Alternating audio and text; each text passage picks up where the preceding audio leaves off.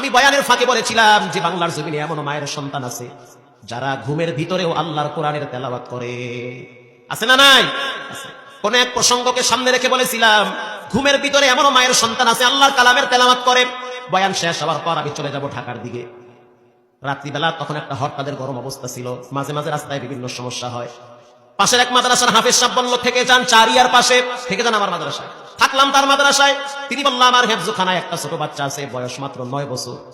ওই ছেলেটা ঘুমের ভিতরে নিয়মিত আল্লাহর কোরআনের তেলাওয়াত করে, তাও আবার বিশেষ করে জুমার রাত্রে। ফজরের নামাজের পরে সন্তানটাকে সামনে দাঁড় করায় দিছে। আমি বললাম নাম কি? বলে নাম হলো জুবায়ের। নামটাও বড় চমৎকার নাম, সুন্দর নাম, চেহারাটাও বড় মায়াবী চেহারা। হাফেজ সাহেবকে বললাম এর বাড়ি কোথায়? বলে আপনি জিজ্ঞেস করেন। কোথায় তোমার বাড়ি? বলে লালমনিরহাট। উনি সুবহানাল্লাহ, কই লালমনিরহাট আর কোথায় নাজিরহাট? মাঝখানে প্রায় 700 কিলোমিটার রাস্তা। ওই লালমনিরহাট থেকে এখানে কেমনে আসলা? ছোট বাচ্চাটা বলে এখানে আমি আসছি, আমাকে একজনে নিয়ে আসছে। কে নিয়ে আসলো? আসছে আমার আত্মীয় নিয়ে আসছে। তোমার আব্বা আম্মা কোথায়? যখনই বললাম তোমার আব্বা আম্মা কোথায়, চেহারাটা দেখলাম শুকায় গেল, চোখের পানি বিজু বিজু হয়ে গেছে, মাথা নত করে দিয়েছে। কিছুক্ষণ পরে দেখলাম নাকের পানি বের হয়ে গেছে, চোখের পানি বের হচ্ছে, জামার আস্তিন দিয়ে চোখ মুছতেছে। আমি বললাম কান্নার কথা বলি নাই, তোমার আব্বা আম্মা কোথায়? আব্বা আম্মা দুইজনই গাড়ি অ্যাক্সিডেন্টে মারা গেছে। দুইজনই গাড়ি অ্যাক্সিডেন্টে মারা গেল। মা কিছুদিন জীবিত ছিল, পরে মাও দুনিয়া থেকে বিদায় হয়ে গেছে। আমি একজন অসহায় এতিম, আমার কেউ নাই। এখানে কে নিয়ে আসছে? বলে আমার চাচা এখানে ফালায়া রাখছে, জায়গা জমি সব দখল করে ফেলাইছে। কেউ নাই, কেউ নাই, আমার আব্বাও নাই, মাও নাই। কত ঈদ আইলো আর গেল, কেউ আমারে বাড়িতে দাওয়াত দিয়া নেয় না। মাদ্রাসায় কত ছাত্রদেরকে দেখি সকালবেলা তরকারি নিয়ে আসে, আর আমি এমন একটা মায়ের সন্তান, আমার আপন বলতে কেউ নাই। তার কাছ থেকে আমি বিস্তারিত কথা শুনতেছি, বাচ্চা মানুষে ঠান্ডা মাথায় বলতেছে। আমি বললাম কয় পারা হয়েছে? কয় 18 পারা শেষ হয়েছে। মাশাআল্লাহ, একটু তেলাওয়াত করো। এত সুন্দর তেলাওয়াত যা কলিজা কেড়ে নেয়। আমি প্রশ্ন করলাম তোমার বাড়ি লালমনিরহাট, 18 পারা এখানে মুখস্থ করলা, বুঝলাম।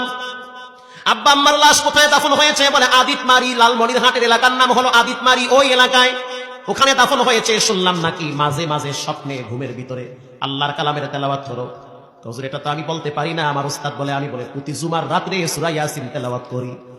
হুজুর কয়েক মাস আগে যখন মাদ্রাসায় সর্বপ্রথম হাফেজদেরকে সবক দেওয়া হয়েছিল, নতুন যখন সবক দেওয়া হয়েছিল, কত ছাত্রদেরকে দেখছি তাদের মা বাবারা মাদ্রাসায় মিষ্টি বিতরণ করেছে আনন্দে।